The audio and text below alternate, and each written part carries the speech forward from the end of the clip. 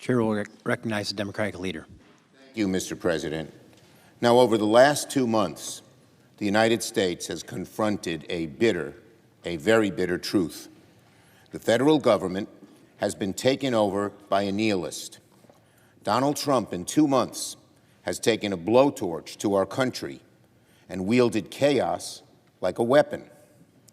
Republicans in Congress, meanwhile, have caved to his every whim.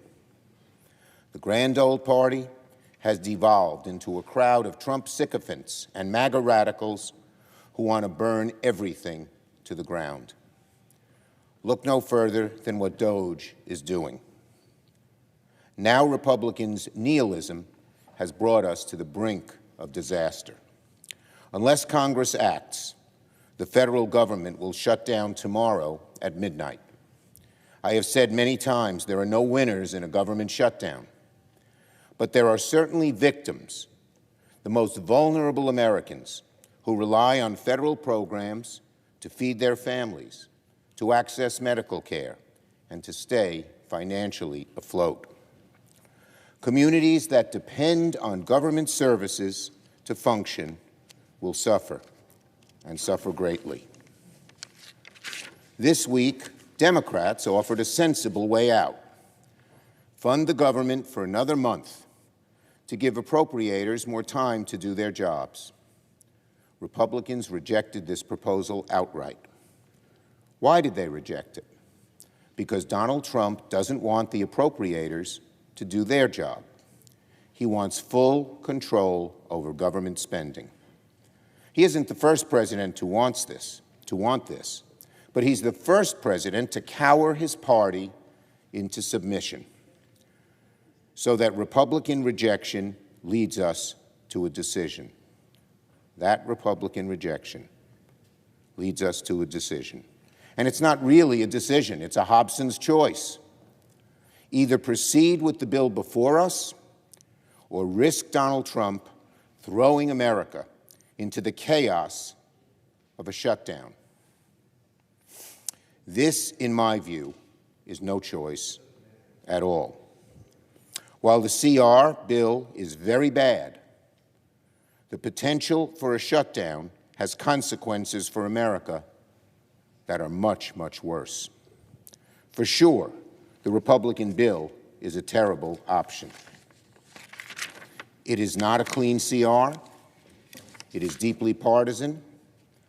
It doesn't address far too many of this country's needs.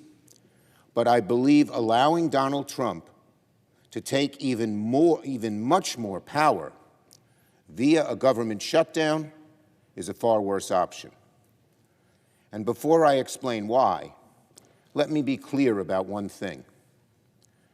No one on my side of the aisle wants a government shutdown. Members who support this CR do not want a government shutdown. Members who oppose this CR do not want a government shutdown. Members who oppose this CR want the Republicans to take their responsibilities more seriously and to negotiate spending bills that will address the many needs of the American people. I respect them for that. Unfortunately, though, this Republican Party is the party of Trump. As bad as passing the CR is, as I said, allowing Donald Trump to take even much more power via a government shutdown is a far worse option. First, a shutdown would give Donald Trump and Elon Musk carte blanche to destroy vital government services at a significantly faster rate than they can right now. Under a shutdown, the Trump administration would have full authority to deem whole agencies, programs, and personnel non-essential, furloughing staff with no promise they would ever be rehired. The decision on what is essential would be solely left to the executive branch, with nobody left at the agencies to check them. In short, a shutdown would give Donald Trump, Elon Musk, and DOGE, and vote, the keys to the city, state, and country, A shutdown would give Donald Trump the keys to the city, the state, and the country. And don't take my word for it. Musk has said aloud he wants a shutdown, and public reporting has shown he is already making plans to use the shutdown to expedite his destruction of key government programs and services. Musk told reporters, if the job is not essential or they are not doing it well, they obviously shouldn't be on the public payroll. Many federal employees and government experts are rightly worried that a temporary shutdown could lead to permanent cuts. Third, or second, really. Second, if we enter a shutdown, congressional Republicans would weaponize their majorities to cherry-pick which parts of the government to reopen. In a protracted shutdown, House and Senate Republicans would pursue a strategy of bills to the floor and pursue a strategy of bringing bills to the floor to reopen only their favorite departments and agencies, while leaving other vital services that they don't like to languish. Third, the shutdown is not a political game. Shutdown means real pain for American families. For example, veteran services. I believe a shutdown could cause regional VA offices to reduce staff, delay benefit processing, and curtail mental health services, abandoning veterans who earned and depended on those resources. Social Security and seniors. I believe a shutdown could greenlight Trump to slash administrative staff at Social Security offices, delaying new applications, benefit adjustments, and forcing seniors to wait even longer for the benefits they've earned. Justice and courts. Extremely troubling, I believe. A shutdown could stall federal court cases, one of the best redoubts against Trump's lawlessness. It could require to furlough critical staff at the courts, denying victims and defendants alike their day in court, dragging out appeals, and clogging the justice system for months or even years.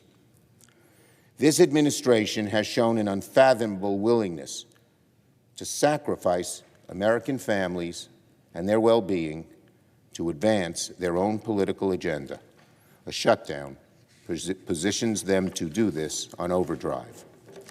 Finally, there is one more reason I oppose a shutdown. President Trump and Republican leaders would like nothing more than to pull us into the mud of a protracted government shutdown.